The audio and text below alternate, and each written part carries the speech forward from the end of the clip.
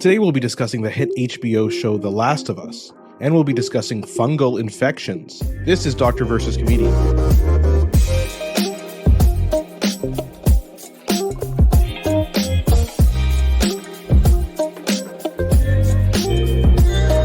I'm Dr. Asif Doja, and this is the Doctor of Laughs. Not a real doctor. Ali Hassan. Every episode I pick a topic for Ali from comedy and entertainment, and I question him about it. Then Ali picks a topic from medicine and health and grills me on that topic. Today we will be discussing the hit HBO show The Last of Us, as well as the video game that it's based on. And since the show is about a fungus that turns people into zombies, in the second half we'll be discussing fungal infections.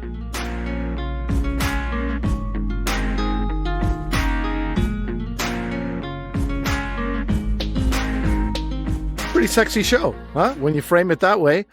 This is an interesting show. Would you say we have spoilers today, Asif? If somebody has not watched, number one, if you have not watched this show on HBO, The Last of Us, I think it's worthwhile. I think watch the first episode and see if you think you can go on that journey. Now, not everybody can. I remember watching something in the sort of infection space, this movie with Gwyneth Paltrow.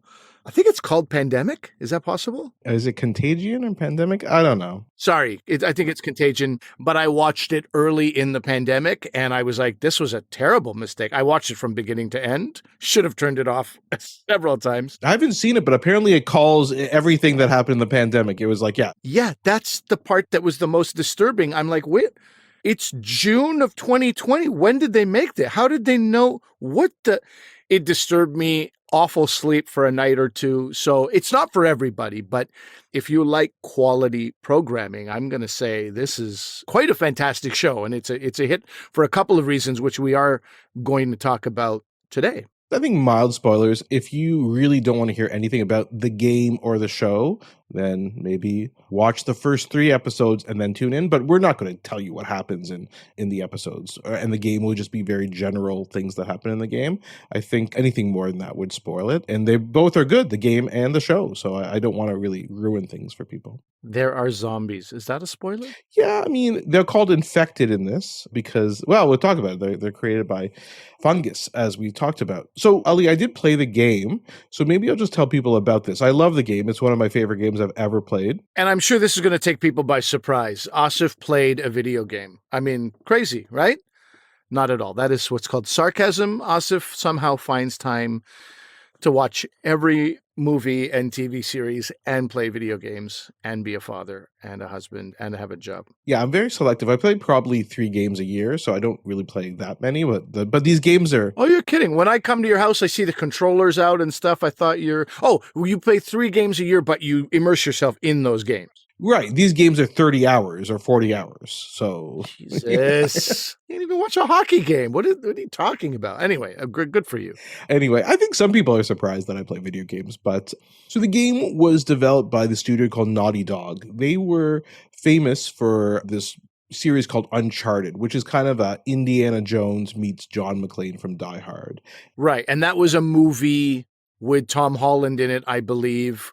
That was one of the many times that a video game has become a film, and I had no idea about it. I just don't know anything about the video game world. I only know that video game viewers are very vocal, hyper nerds that they are, when they don't like, what do you call that? An adaptation of a video game into, and I mean, I've seen people in the literary world as well. I've heard lots of anger about, The English Patient was much better as a book. But anyway, all that to say, you have played the game, you enjoyed the game. When you played it, did you see the potential for it being a television series? I did. It came out around the time where there was a confluence of things going on. So video game technology was becoming more and more advanced, and prestige TV was going on. This is Sopranos, Breaking Bad, Mad Men, right? These were all coming out in the 2000s. What you're mentioning there is all HBO and Showtime. Correct. Right? Or no, sorry, AMC. AMC, yeah, exactly. Can prestige TV be on networks, on those classic NBC, ABC? Yeah, I think there is, but then if you challenge me to name one, I'm like, "Ugh, God, it's so hard." Okay. And of course, then The Walking Dead came out, which was on AMC, and it was really the biggest show in years and years and years, and then still some of its ratings haven't been surpassed. So that was a big thing. So they kind of took this idea of zombies and these fungal infections, and basically in the game, it's very similar to the TV show. In fact, some shots are almost shot for shot remakes. It looks so similar to the game. You play this kind of a survivor of this fungal plague called Joel, and he's unwillingly tasked to take care of this girl, Ellie, and they need to travel across the United States for various reasons. And really, it's Joel's journey from becoming just a survivor, just trying to make his way in this post-apocalyptic world, to becoming back to be an emotional human. And that's the journey that it takes. So this is why when some people say, oh, video games they can't generate emotion or they're not entertainment. I mean, I'm not quite sure, because you do feel this and you play in the game mainly as Joel. Mm-hmm. They did a sequel, The Last of Us Part 2, that came out a few years ago. That one I will not spoil at all, but to say this movie is all about the concept of this game is all about, the second one is all about the concept of revenge, and that's all it is, and somewhat about the futility of revenge. And actually, the only other thing I've ever read or seen that encapsulates that as well is Steven Spielberg's Munich, which is one of my favorite movies by Spielberg. Very dark, but it's all this idea of revenge and how far do you go for revenge. And that's all I'll say about that. So the fact that these games, they really are the two of the best video games that have ever been made, and they generate these emotions. They're designed in a way to generate these emotions in the player. Two more things about the game that I found interesting. There's something called the dadification of games. So I don't mean like the Dadaist art movement. I mean dads like me and you are fathers. And so this game, The Last of Us, there's another game that's based on The Walking Dead, made by a company called Telltale, which was a huge game, very, very excellent game. But you're playing as a father figure to a child. And then there's a game that's come out in the past couple of years, The God of War, where you're also playing the father of, in that case, of a son. And the relationships to children. And it may be because these video game developers, they get into the video game development in their 20s and now they're in their 40s and they're like, well, now I have different emotions that I want to get across. And how is your relationship with your children? So I think that's an interesting thing. And you guys can look up this dadification of video games. The last thing I'll mention is if you look at the covers to The Last of Us video games, or you even play the first one, something very interesting you're going to look at, maybe I have Ali pull this up right now, he can pull it up on his computer, this picture of Ellie, who is the girl you're tasked with protecting in the game, and of course this happens in the show too. And she looks very similar to a performer that we know from stage. Oh my God, totally. She looks 10 times more like this person you're talking about than she does the actor who plays her in the show. Bella Ramsey plays her in the show, but this character looks like Elliot Page, but formerly known as Ellen Page. This looks like Ellen Page from Juno. Right. And like, just Google it, everyone, and you'll see it looks exactly like Elliot Page, formerly Ellen Page. And it was, Elliot Page has been kind of vocal about, like, you stole my likeness. Elliot Page got zero money for this. And it's so obviously based on that person. And I think in the sequel and in other games, when they tried to update it, they've tried to make the features look a bit less like Elliot Page, but it was a bit of it's just a bit of trivia that I thought people would find interesting. The theft, the unabashed, shameless theft that goes on in the video game world. Yeah, that's interesting, I would say. So the thing I found most interesting here, I'm going to bring this up because I think a lot of our listeners would have a similar thing. When you think of storytelling, I don't think about video games. I never really have. That's not because for me, video games are still Donkey Kong and Super Mario Brothers. I have not played a lot of first-person shooter games, that kind of stuff. And even when I have, still do not think of it as storytelling. I know they're trying to create a world, but it's not enough for storytelling. Whereas Neil Druckmann is the creator of the video game The Last of Us, he talks quite a lot about storytelling, and he's like super excited about this idea that people will watch the show on HBO. they'll love it as I did, and then they'll hear that it's based on the video game as I did, and then they'll say things like, a video game, that's they're telling these kinds of stories, and then they'll be introduced to this Mm-hmm. wealth of storytelling that he considers video games to be. I won't be, with all due respect to Neil. I don't know. I still don't understand where people find the time, you not just included, but you especially, Asif, to watch games, to play games, or even watch TV. But yeah, I find it interesting that this is storytelling, and this is, you described it as a wealth of story. That's very interesting. Yeah, apparently we've talked about script writing books before, but he bases his stuff on a story by Robert McKee, which I'm sure you're aware of. Mm-hmm. So that's his Bible that he uses, and he make so you're thinking about like using that for the writers of video games. And people don't think about video games like this. They have writers just like TV shows do, and then they have actors who do motion capture. And I just even go online on YouTube and look up some of the acting that goes onto it. Actors in motion capture suits, and then when a character dies and they're upset, they have to act exactly like that. Like these are professional actors. They're not just voice actors. They do the physical movements too that are motion captured. So it's basically the same thing that's done in Avatar and Avatar 2. Yeah. I will say that Robert McKee, by the way, he's a legendary screenwriting teacher, but very interesting that while Druckmann definitely uses that as his Bible, there's a quote in this Wired article, Wired.com, where McKee doesn't believe that games are art. And I thought that was interesting, that does not affect Druckmann from using his if I'm using somebody's work as a Bible and their views go against mine completely, I feel like that might get in the way a little bit, but not for this guy.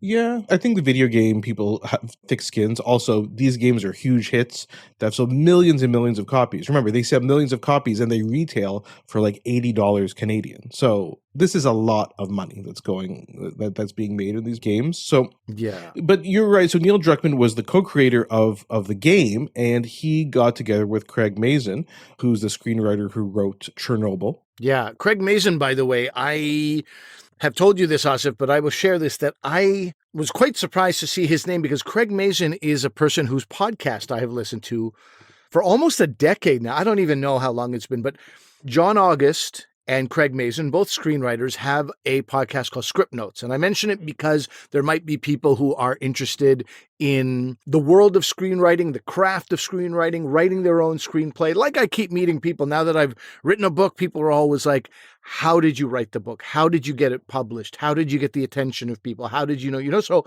I share that in the same spirit. Maybe people do want to do screenwriting. Script Notes is fantastic. Now, the only thing is, it's almost too much information. I remember, I would try to listen to it in the car, and then I'd be like, this is not good. Like, there's just so much information in every episode. I need to pull over and like type this into my phone. I need a pen, a paper. I'm missing good stuff here. I'm not going to remember all this. So it's incredibly good. It's best consumed while seated and focused at the laptop. That's all I'll say. But pretty incredible. I saw his name before Chernobyl. I remember being like, hey, that's the guy, because I didn't really know much of his work previously, or I hadn't seen his name around. And then again, same thing, Last of Us, I see Craig Mazin. I'm like, what? Because Asif is the guy who turned me on to Last of Us. He was like, just watch it and don't read anything about it. As our listeners know, I'm very good at not reading anything about something. That's kind of my expertise. And I do want to get your thoughts on the show. A couple interesting things. So these guys created the show. Do you know where it's filmed, by the way? I don't. Is it Alberta? It is filmed in Alberta, so Canadian production. Apparently, they were really welcomed in Alberta, though I think it was a bit cold for some of the scenes they were shooting, because they have to emulate Boston, and then they're going to Wyoming. So I'm sure we'll see Wyoming later on this season or next season. And so they had to find a place that could do all those things, so metropolitan as well. And it's also post-apocalyptic, so you have like the ingrowth of vegetation, right? Because as soon as people stop keeping back vegetation, it's just going to invade. And so, you have highways with like plants growing on them, and it's quite well done in the show. And it's basically filmed like a movie. One thing they want to do in this season, which I think is 9 episodes, and I think 9 or 10, is they want to tell the whole story of the first game. And I won't ruin anything for people, but that would be very interesting to see what happens at the very end of this season. Trust me on that, without ruining anything. And hopefully that's not a spoiler to say it's interesting. Everybody relax. Well, saying without ruining anything 3 times does definitely slightly ruin things, but otherwise, no, I think it's fine. And then, of course, in the show, they recruited Pedro Pascal, who plays Joel, the main character. And of course, they cast Pedro Pascal, who plays someone else in another hit show. He plays the Host of Saturday Night Live a little while ago, and also The Mandalorian. It was very good. I wasn't able to watch it. He is a great, great actor. Oh my God. Yeah. No, he's fantastic. And he's from Game of Thrones. And then they cast Bella Ramsey, who's also from Game of Thrones, Also from Game of Thrones, sure. as Ellie. So I don't know how Pedro Pascal has time to be in 2 of the biggest shows going on right now. Mandalorian returns at the beginning of March. So very interesting.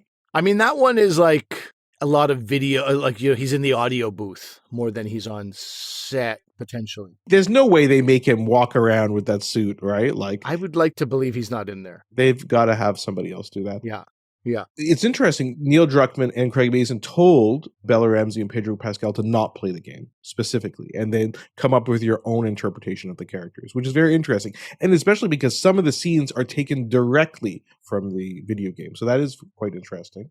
Another thing that we're kind of skirting around and not talking about, Asif, here is this idea of the video game curse, right? This is what, as they say that Last of Us is an incredible, groundbreaking TV show, not just because it's great TV, but because, as I alluded to earlier, it came from this video game, which I didn't know and frankly, I couldn't care less about. But you video game nerds are very vocal when you are not happy about something. And I think the suggestion from these various articles is that the angry memes and the mean tweets and all the rest of it come up real quick, and they come up hard and fast, where I think it was Sonic the Hedgehog. They did some very expensive reshoots because they gave him teeth and people didn't want teeth on him, or it was vice versa. I can't even remember. I mean, I can't think of something more irrelevant in my existence than Sonic the Hedgehog having teeth. It is a bit crazy.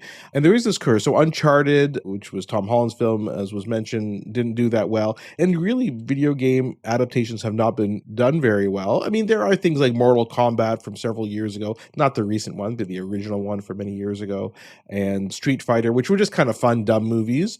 But in terms of making something art, it's, as we talked about, like a prestige drama, it's hard. And in fact, I think Mazin and Druckmann, what they're going to do is, there's a reason why they want this season to emulate the video game, because the emotional response they want people to have at the very end of the season is the exact same emotional response you have at the end of the game. And then they'll have almost proved their point. But they had some interesting mantras for how to avoid the video game curse, as you said.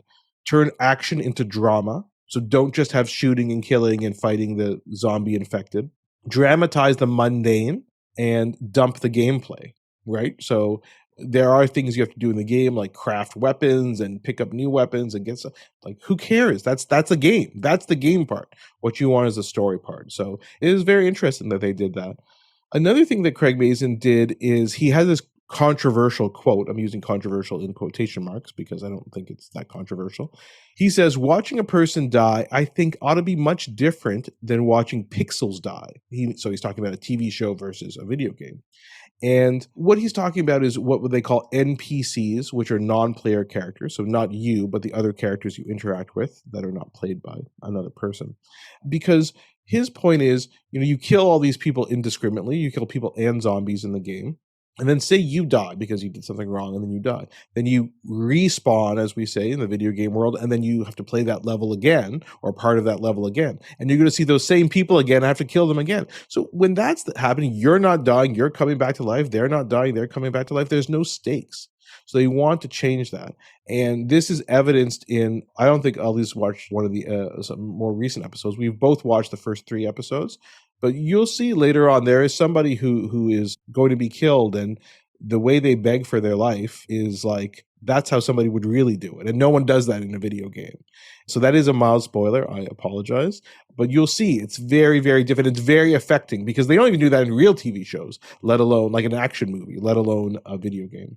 Yeah, it's interesting to read about this. They talk about the opening of the game is a technical miracle. So it stands out among other games as well.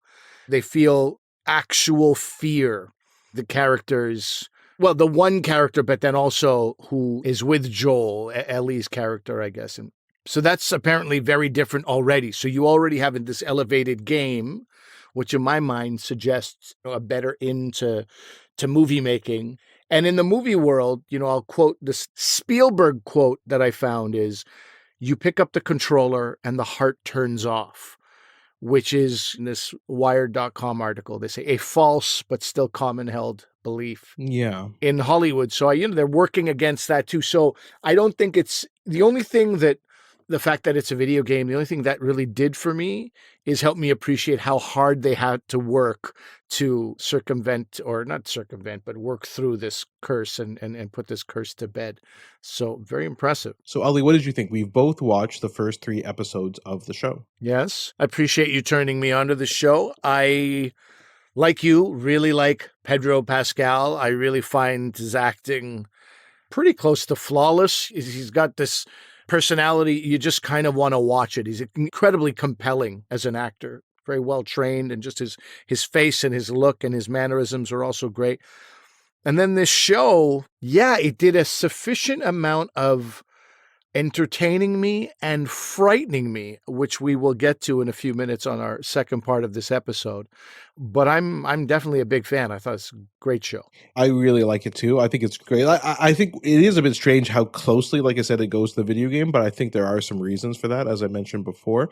I do encourage people, even if you're not that interested in it, to check out, at least as Ollie said, the first episode, and probably up to the third episode. The third episode... Episode 3 is something special. Leave it there. Leave it there. Don't oversell it. Don't oversell it. It's a pretty special episode. That's it. Don't oversell it, but I love it so much. Oh, no.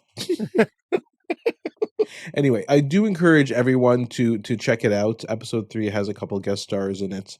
And I will say who's in it because people may like him. Nick Offerman, who we know from Parks and Recreation, plays a very interesting character who becomes the focus of the show. Ali is already disappointed because he thinks I'm spoiling it too much. You've said too much. You said too much. Anyway, it is great. So definitely check out this show. And if you want to check out the video game, please go ahead and do that. Or continue to have respect for yourself and the life that you've created for yourself and don't check out the video game. That's also an option. Don't forget to tell people about that option as well.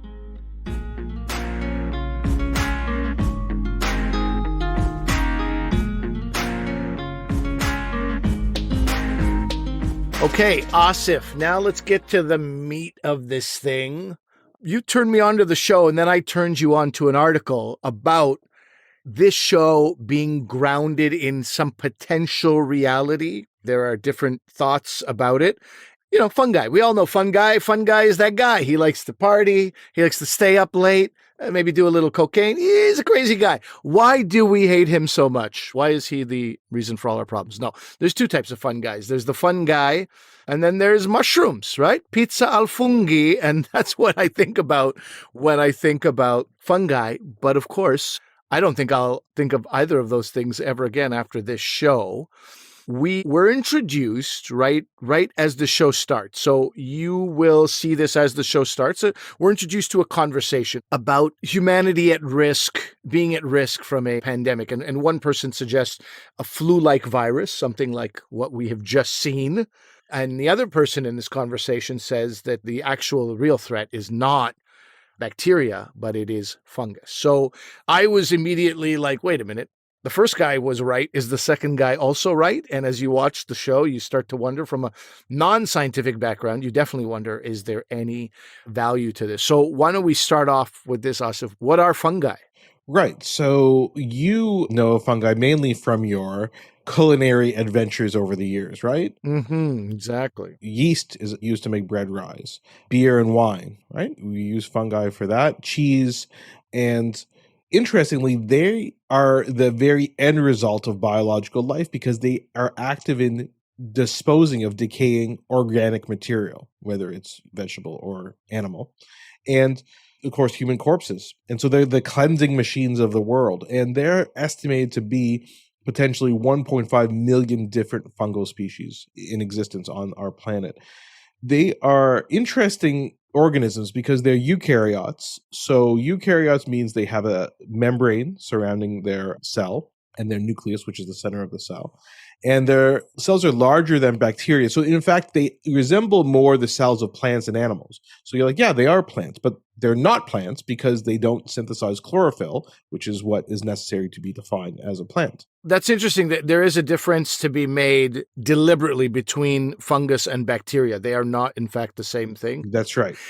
Because when I think of cheese and bread and all that, I always think of that as the introduction of bacteria into, right, those cultures, those bacteria or bacterium. But in fact, it's probably a misnomer most times when we're talking about it or thinking about bacteria. In many cases, particularly in the food world, it is actually fungus. Yeah, exactly. And fungi are everywhere. They're all around us in our environment, on our skin at all times. And so we can, I guess we can get into it now about how they end up causing disease, and then we can get into your apocalyptic worries after that. Mm-hmm. So there are the most common infections that you would get are skin fungal infections.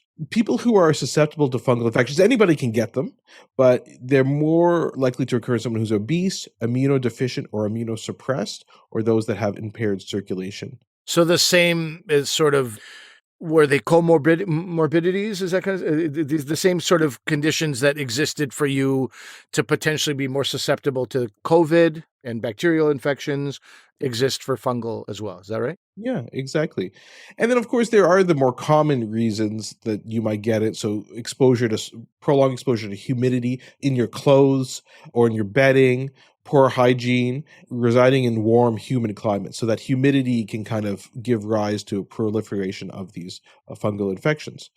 So there's different types. We're going to talk about them. I'll see if you can kind of guess what they are. So one of them is tinea. We say tinea for these fungal infections. Tinea pedis, Pedis. That's what kind of fungal infection? Well, look, I don't know a goddamn thing, but I do know what tinnitus is, and tinnitus exists in the ear. So is this a fungus in the ear? Yeah, that's a good guess, though, that you can get fungal infections in the ear. But tinea is the word we're going to be using for all these different kind of fungal infections. And the second word will be indicating where it is. So pedis is the foot, so like a pedal, right? Ah, I knew that too, yeah. And so we call that athlete's foot, right?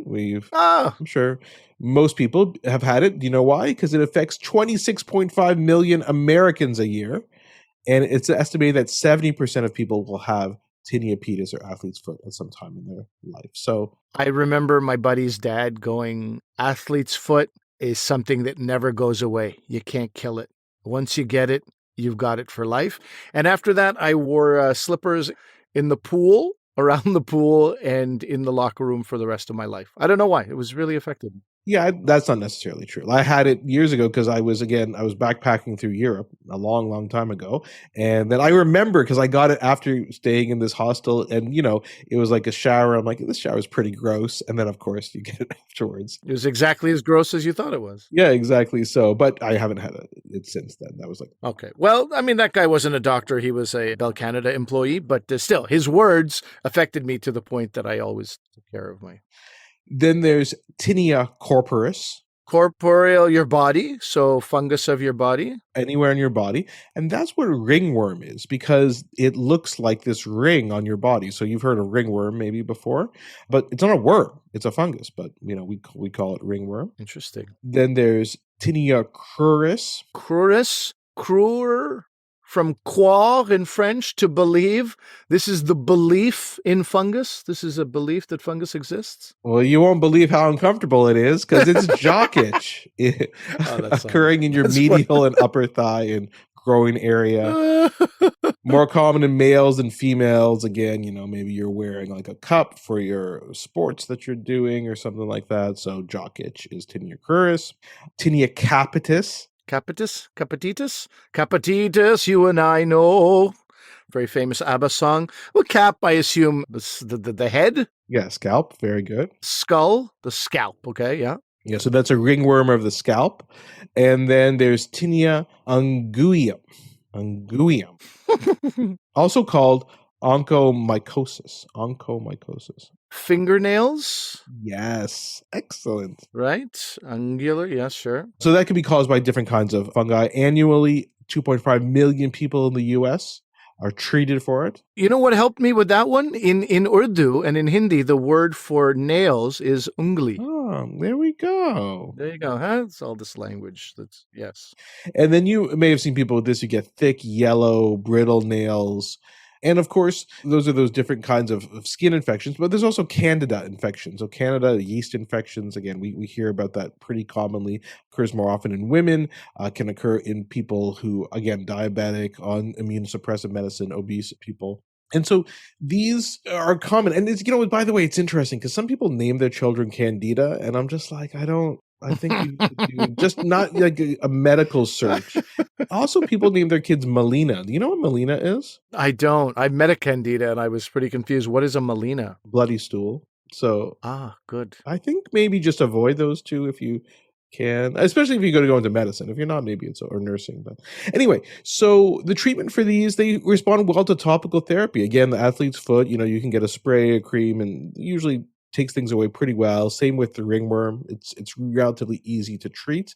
The tinea capitis, the one on your head, you need to take an oral, like a medicine by mouth, because the topical agents don't penetrate into the hair shaft. What? And yeah, so and the most difficult one to treat is probably the tinea unguium. That one you need to take a medicine by mouth as well. So these seem like they're treatable. They seem pretty common, but they're, I'm assuming, are more serious fungal infections as well? Yeah, there are ones. So you could think of these invasive fungal infections where they get into your bloodstream or perhaps even your brain.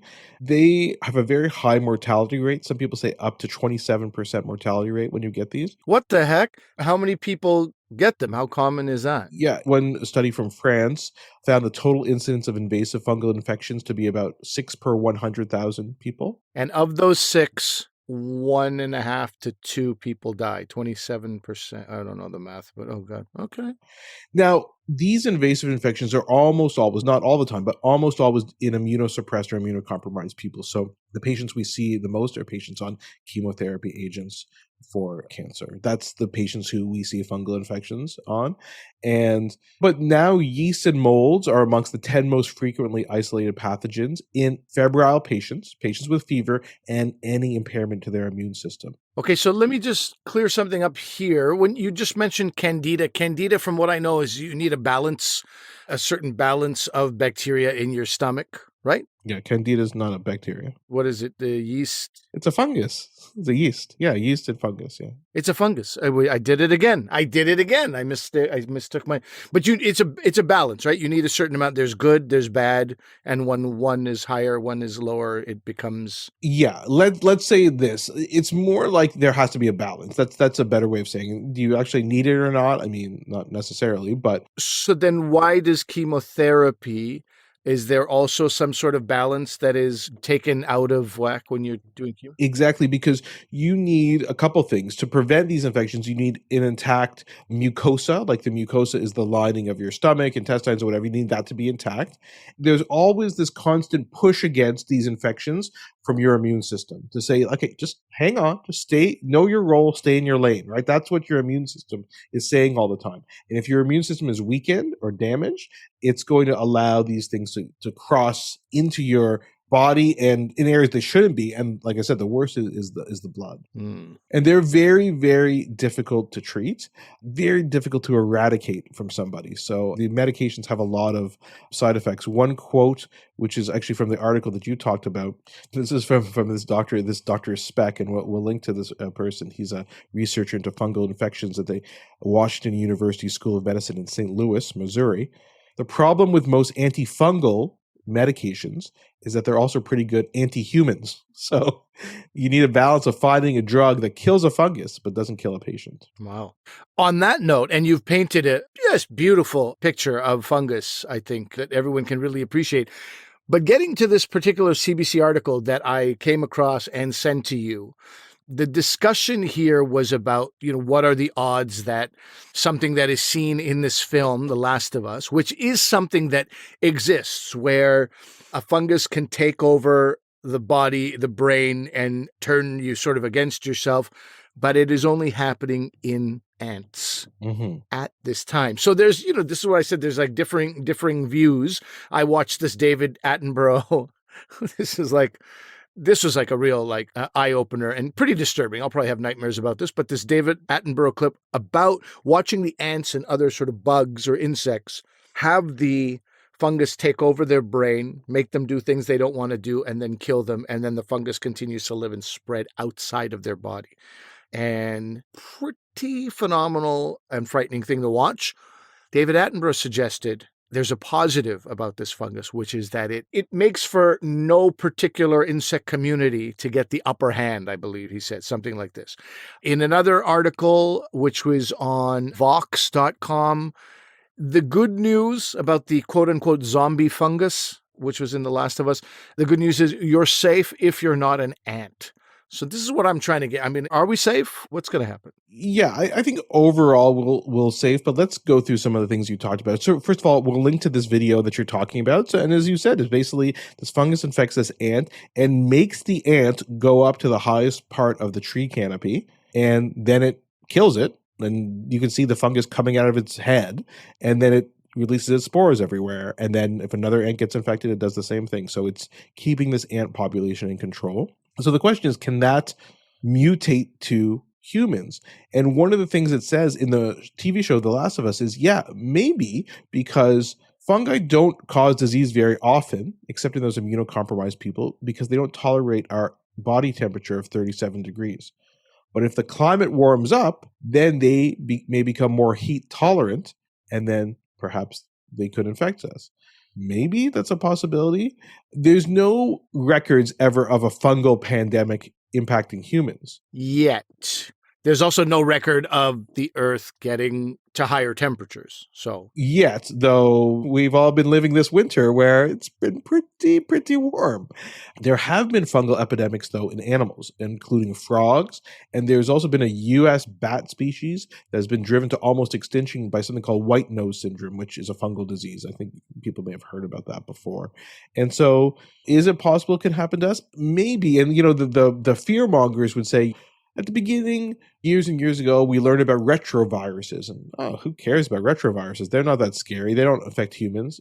And then HIV came, and that was a pandemic. Then in medical school, we were like, coronavirus causes a cold, maybe. You know, we're not that worried about it. And then you have SARS, and then, of course, the most recent pandemic with COVID-19. So things do change over time. So I guess that's the worry from that point of view. There's another element here that I haven't heard you talk about. As a self-respecting man of an Indian background, I thought you might, but during the second wave of COVID, I mean, I don't even know what wave we're at, but there were many waves. And I remember early on, second wave, and to be honest, at the time, I think I ignored this headline as quickly as it came across my eyes because my brain doesn't have the bandwidth for this.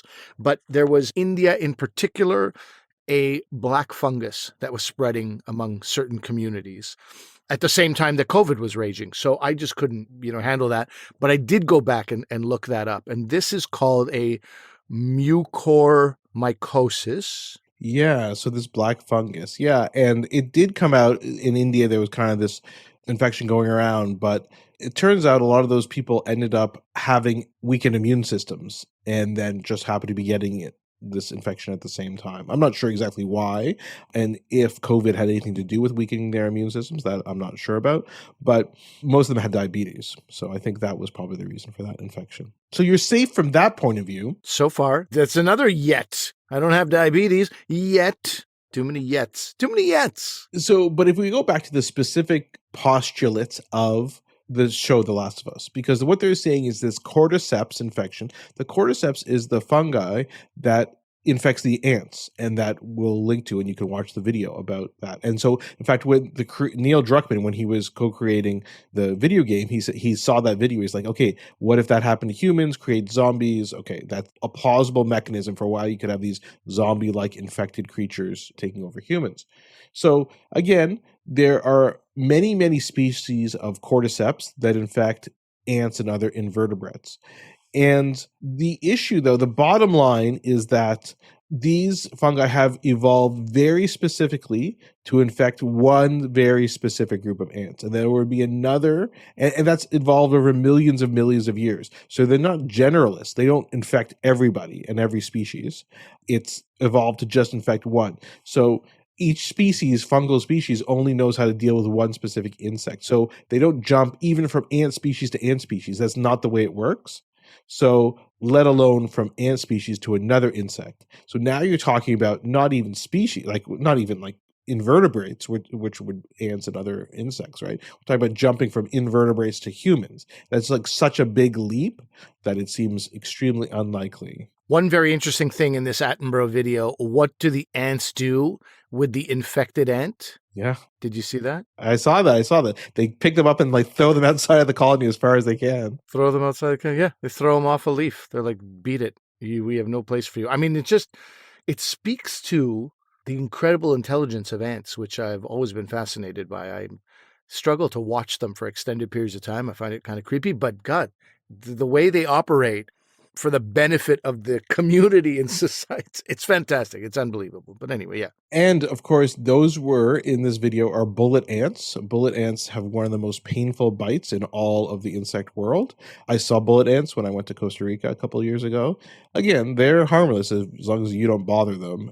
But if you bother them, it is intensely painful, apparently. You're getting bothered back. So, Ali, really, I think these worries about fungal infections are a bit unfounded in terms of it taking over people and causing a bunch of infected zombies to wander around the world. Do we have to be a bit worried about it for immune-suppressed people? I think we do. And of course, with things like obesity on the rise and more immune-modulating treatments for diseases, again, many diseases we've talked about before on the show, which are effective treatments, we have to be a bit careful about that. And hopefully there'll be more effective medicines for these invasive fungal infections as time goes on. Well, you've really ruined a lot of stuff for a lot of people here. Yeah, Ali's going to go back to his wine, cheese, and bread. Yeah, no, I was just going to say that a fungus used to be just a guy named Gus who liked to party, and now you've ruined it all. Sorry, Gustavo, but at the very least, it's very interesting that it reminds you how far-reaching global warming is as well. It's not just rising tides. It's not just animals. It's not just weather patterns, right? This is something that can affect us, as many of us go, I don't care. I hate the cold. This is great. Just remember what we're potentially dealing with. Yeah, it is. Yeah, these are some scary things. Ali's going to get his revenge now by eating a portobello mushroom burger. I think I might do that. At the very least, there should be some cheese in my system within the next hour. We've talked about it enough that I'll need it inside me.